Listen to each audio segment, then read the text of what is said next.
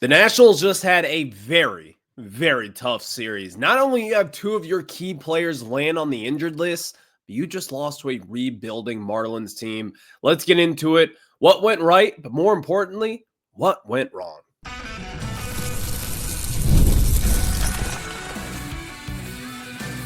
You are Locked On Nationals, your daily Washington Nationals podcast, part of the Locked On Podcast Network, your team every day.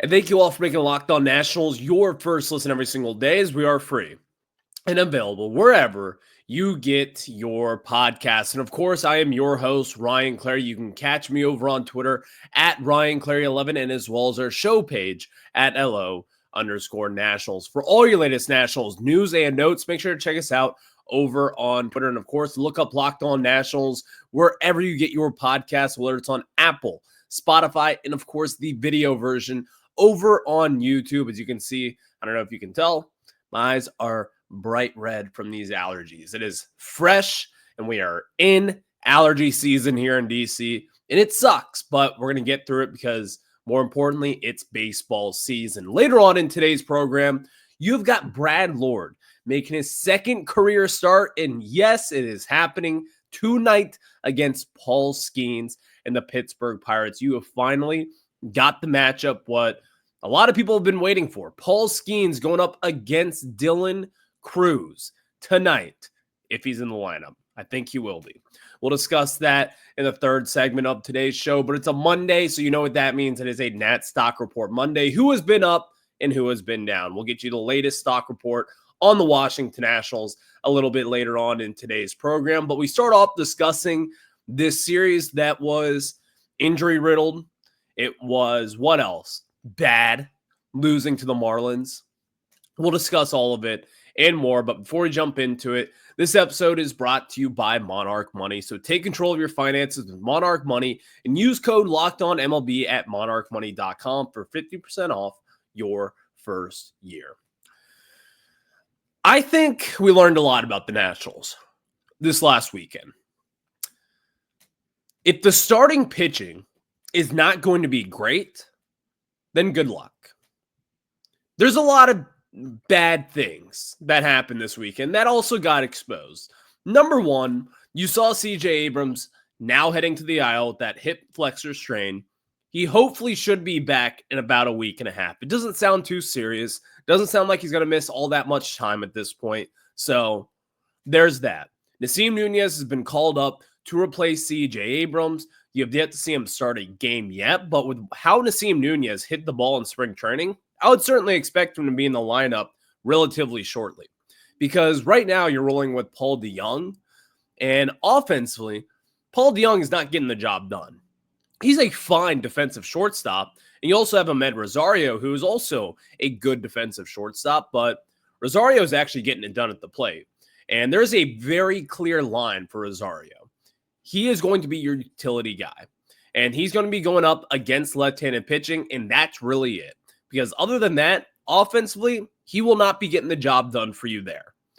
So I expect Nasim Nunez to crack the lineup here eventually because, again, of how good he was in spring training.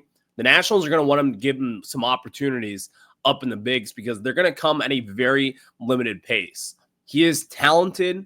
He will make a start eventually here over the next few days. Maybe it's tonight against Paul Skenes, but still, we'll see where that ends up. But overall, we learned a lot about this Nats team. Again, if the starters are not good, you're in trouble. And that's kind of what it was this past week. On Friday night, their lone win in this series, it felt as if the Nationals were well on their way to a series win. It felt as if we're going to be talking about dominating the Marlins for another second year in a row. But that just simply was not the case. The Nationals only lost 2 games to the Marlins this past season. Well, they lost 2 this past weekend. And on Friday night, Mitchell Parker looked really good. Came in, delivered another quality start, 6 innings pitched, only 3 earned runs, 3 strikeouts. His ERA is still sitting at a sub-2 through 3 starts in this season. He was fantastic. You came in The bullpen came in. I mean, they gave up 0 earned runs. You kind of had your big three as of right now: Lucas Sims, which, yikes, Jose Ferrer, and Kyle Finnegan. They came in, they shut the door, and everything seemed to be looking up right there. And then we get to Saturday, where you have your guy, my guy, everyone's guy, Jake Irvin, or Trevor Williams, sorry about that, implode. 6 earned runs in 4 2/3 innings pitch. A home run, a huge home run, I may add, early on in that game against Matt Mervis. That is kind of when I was like, we're in trouble. And the Nationals, they were certainly in trouble. They went on to kind of battle in that game to make it competitive, which it really shouldn't have been all too competitive because the Nats got down really early on. They were down 3-0 heading into the top of the 4th, and the wheels just kind of fell off from there. Gave up a couple earned runs, a couple mistakes. Like, that was probably the most frustrating loss of this young season so far because everything did click for the Nationals. It seemed as if they were clicking offensively. It seemed as if that the Nationals pitching in the bullpen didn't look atrocious per usual. But with where we are today, if your starting pitchers aren't going to go 5, 6, and probably even 7 innings pitched, you're in for a really tough outing. That's just what it is at this point. And I can't kind of just look past this fact right now. The starting pitching has to be great. This bullpen, it is an issue at this point in time. And even then, it's not even the fact that the bullpen blew this series. In my opinion, it wasn't. But we all know that this bullpen right now is a house of cards. It is a lot of young pieces who don't have much experience, and you're going to have to find ways to probably limit their usage. And the one way for that to happen is, number one, to have big leads and just hope for the best. But number two is have your starting pitching go deeper into games. Mackenzie Gore in yesterday's start, he did not even look great also. He was fine, but he has to be great. 4 earned runs in 6 innings pitched. Yesterday, his command simply just was not there. They were hitting him a lot harder than they have in years past going up against him. And it just was not the best game for the Nationals on all sides of the baseball there. This was just a bad series loss. And I think it kind of exposed a lot with the Nationals so far. Don't get me wrong. This is a young, scrappy Marlins team. They have nothing to lose. This kind of reminds me of the 2023 Nationals, where you kind of went into that year and everyone kind of expected the Nationals to stink, and they do stink, or they did back in 23. This is kind of the Marlins. They've got nothing to lose, man. They are young, they are rejuvenated, and they've got talent. And honestly, I really like their GM and what he has done so far with them. And they're putting together a solid lineup that is really tough to get out. And over these 3 games, the starting pitching simply was not there for it.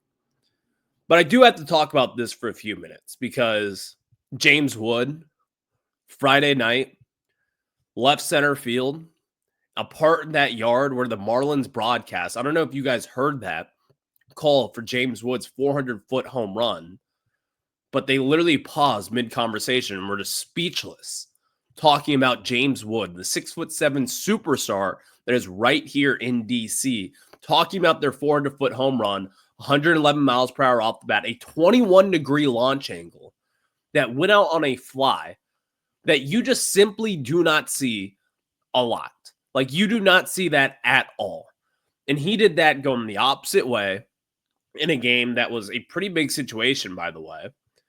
400 feet on a line out towards left center field at Marlins Park. You don't see that. And they acknowledge that. And I mean, their color guy, I don't know who it was, but I mean, he was literally speechless. He was like, you don't see that here. And it was just unbelievable to see our star get talked about the way that he has been talked about over these first few weeks of the year. And also just see him do that. What an unbelievable player that we have here in DC with James Wood. And we're going to talk about him a lot. So get used to it. But I do want to cover this real quick. CJ Abrams heading to the IL. This is just one of those things where early on in the season, hopefully he'll be fine. I don't think he'll need any rehab assignments or anything of that nature at this point. It does seem minor, but at the meantime, you got Nasim Nunez called up. But you also have another injury, Orlando Rebalta, someone who earned his spot this spring training. A lot of people didn't really think that he would get to this point in the bigs, but he's headed to the IL. And Cole Henry was called up in his place yesterday. My guy Joe Will, Super Joe Will Sports over on Twitter, he got that call and broke the news that he'll be making his big league campaign debut. And he made that yesterday, and he looked really good, by the way. Cole Henry, a second-round pick out of LSU back in 2020, at one point in time looked really good and looked to be a legit prospect in this organization. He just had a ton of injury history. He had thoracic outlet syndrome, which has haunted Steven Strasburg and the reason why he had to retire. Cole Henry has came through from the other side of it, and he's now striking out two of his first four batters in the big leagues. He did give up that one hit, but looked really good in his first inning of relief. So he's someone that the Nationals are really high on. It's just a matter of if he can stay healthy, because that TOS surgery, it's no joke. I mean, when you get nerves in play, you've got a ton to play with there. So he looked really good, though, and I expect to see him coming out of the bullpen a lot from the Nationals. And I think, unfortunately for Rebalta, this might be one of those situations where if Cole Henry outpitches you up in the bigs, you're probably going to stay down to the minors. Or if the Nationals, they want to move off of, let's say, a Lucas Sims or a Colin Poche at this point, then Orlando Rebalta will get his spot back. But Cole Henry is a name to watch, and I'll be excited to watch him as he continues to play on with the Washington Nationals, because this guy is a stud of a reliever at this point. So thank you all for making Locked On Nationals your first listen every single day, as we are free and available wherever you get your podcasts. Let's give you a Nat stock report. Whose stock has been up, whose stock has been down. I'm going to tell you about that after we tell you about our friends at Wonderful Pistachios. And are you looking for a snack that's both delicious and nutritious? Crack into a good source of protein with Wonderful Pistachios. And Wonderful Pistachios is one of the highest protein nuts. Each 1 ounce serving has 6 grams of protein, giving you over 10% of your daily value. Plus, they're packed with fiber and better for you unsaturated fats to help keep you feeling fuller for longer. And personally, I love the no shells variety. It's the perfect grab and go snack for busy days, because I can tell you this, I am at the office from 12 to 7 each and every day. That's like right in my snack and lunch window. I have a little mini pack of Wonderful Pistachios. It gets me my protein goal. It helps me feel full. And it has just some better unsaturated fats that you want to have. And also, if you want to do the cracking version, you can have that satisfying crack of opening each shell. It's like snack meditation. And that's the way I think about it. It makes my day work just go by a little bit quicker. So get snacking and get cracking with the snack that packs a protein punch, and visit wonderfulpistachios.com to learn more. Again, visit wonderfulpistachios.com to learn more. And thank you all for making Locked On Nationals your first listen every single day, as we are free and available wherever you get your podcast. Let's get you a Nat stock report. Who's been up and who has been down? Your latest individual performances of your Washington Nationals. We start off with a stock up for James Wood. What a stud this guy is. Just an absolute stud. Right now, if my math is correct, he is on a 54 home run pace currently, tied for second most home runs in all of baseball at this point, right behind like Aaron Judge, and Tommy Edman randomly has 6 home runs, leading the way for Major League Baseball. You have got a star here in DC, 22 years old, someone who is well-spoken, someone that you want to root for. All the good things James Wood has, and he is a stud up to this point. Right now, I was looking at his Baseball Savant numbers just to kind of see where he is. Well, he's at the top, in case you were curious. His average exit velo is in the 95th percentile. His barrel and hard hit percentage are in the 99th percentile, and he's got a 978 OPS on this season. The only major category he does not lead the Nationals in is OBP and batting average. That's really it at this point. He's got slugging, he's got home runs, the extra base hits, James Wood has. And also, by the way, he's got 3 stolen bases so far through his first 15 games of the season. Like, we have got a superstar right here blossoming in front of our eyes. And if you think back to that Juan Soto trade with where Mackenzie Gore is at, with where James Wood is at currently, where CJ is even at, off to another hot start here in DC. That trade is an unbelievable one by Mike Rizzo. It just is. And looking at where the Nationals are with James Wood, if you were to just tell me that you traded Juan Soto for James Wood straight up, like, yes, you gave up a generational talent with Juan Soto, someone who's going to be in the Hall of Fame, will be one of the best hitters of this generation. But getting James Wood is a pretty good consolation prize, and not even to add on CJ Abrams, who seems to be a stud of a shortstop, and another ace-like pitcher with Mackenzie Gore, and you also have Harleen Susana down in the minors, and you also have Robert Hassel III, who's knocking on the door of being in the major league. So this trade has just worked out perfectly for the Washington Nationals. Like, yes, you give up that generational talent, in comes another one with James Wood. He is an absolute beast. He is someone that is just one of the great wonders of baseball. How does he do it? How does he hit the ball the other way as fast and as hard as he does? We'll never know.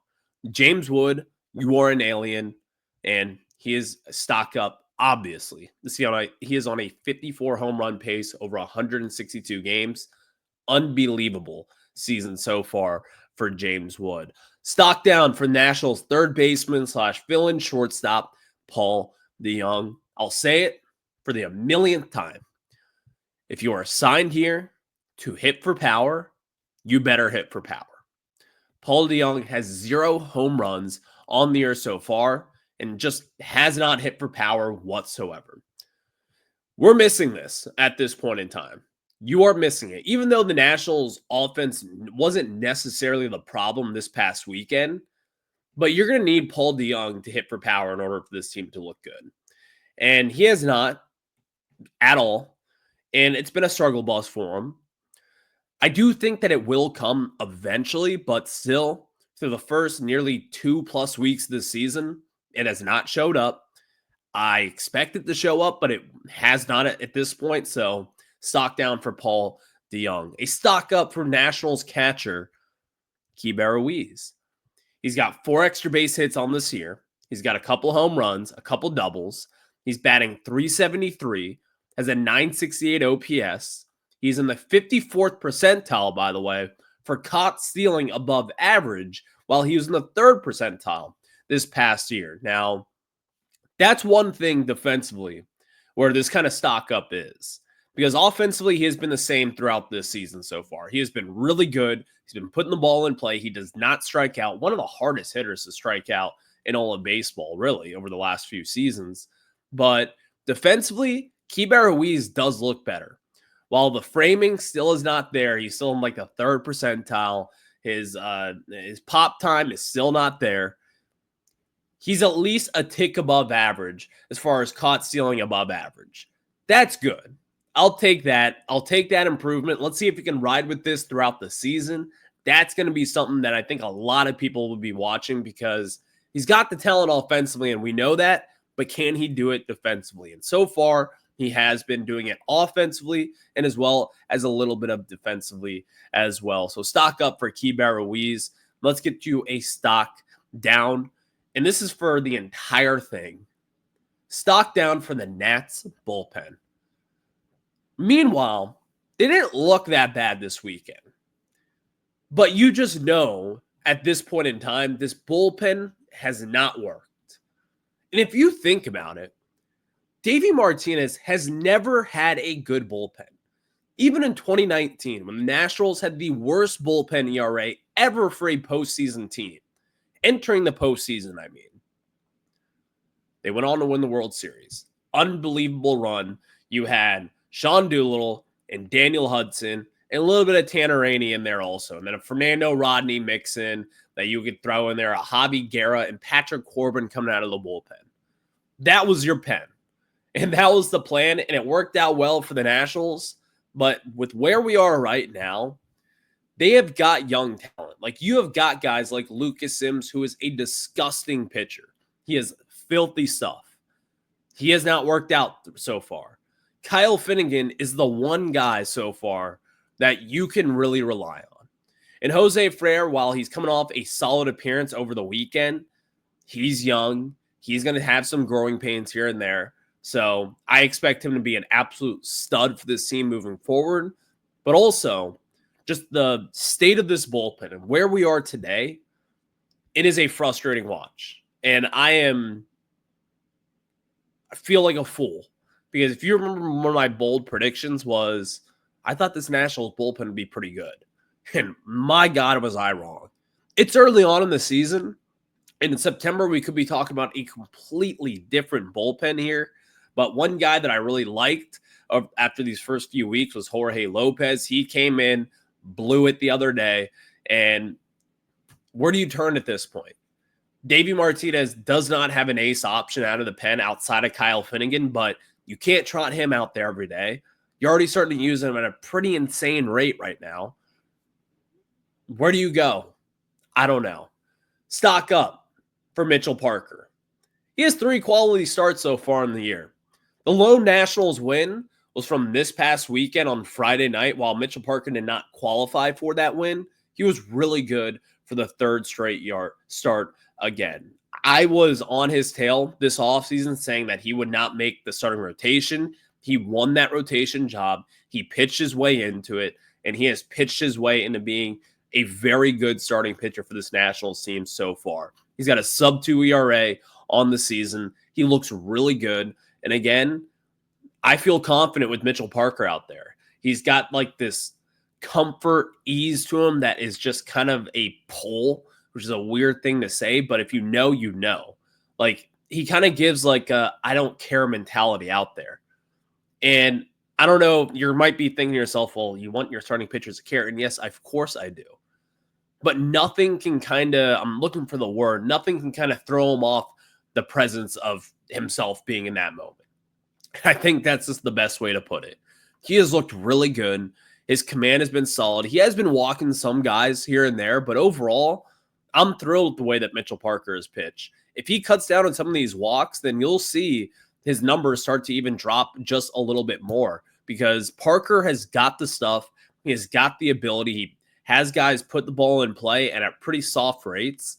Like, I don't know if this is going to continue, but Mitchell Parker, he has been great so far in the season. 3 quality starts for the Nationals, and really the only pitcher that can say that up to this point outside of Mackenzie Gore. So stock up for Mitchell Parker. He's looked really good on this young campaign. Thank you all for making Locked On Nats your first listen. Let's talk about this Paul Skenes versus Dylan Cruz matchup tonight, and you've got Brad Lord on the bump. We're going to tell you all about that, but I got to tell you about our friends at Monarch Money. And you ever check your bank account and wonder, where did all my money go? Between dining out and online shopping and entertainment, it's easy to lose track, and that's where Monarch Money comes in. Your personal CFO give you full visibility and control over your finances, and Monarch Money isn't just a budgeting app. It's a complete financial command center, and you can track all your accounts, investments, and spending in one place, so you stop just managing your money and start building wealth. And when I started using Monarch, I realized just how much I was using